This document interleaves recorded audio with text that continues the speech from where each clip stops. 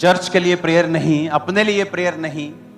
Prayer life mostly लोगों, Christian लोगों की जीरो है, खासकर बंदों का और बुरा हाल है।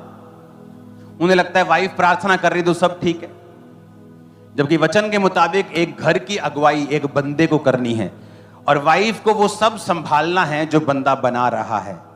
जो बंदा बना रहा है वो उसे संभाल नहीं सकता, क्योंकि वो ड्यूटी परमेश्वर ने वाइफ की लगाई है।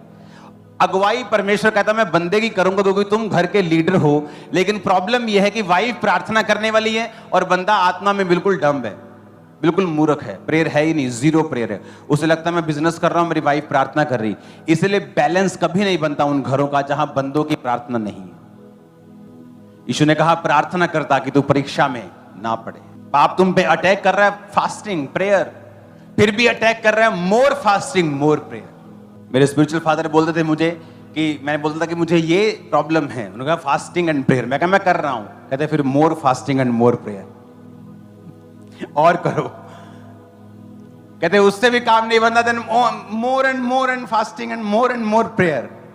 हल यही है, डोज बढ़ानी पड़ेगी, शैतान झुकेगा एक दिन, उसे झुकना पड़ेगा, क्योंकि आप परमेश्वर की ओर हैं, आप सच्चाई की ओर हैं, आप वचन की ओर।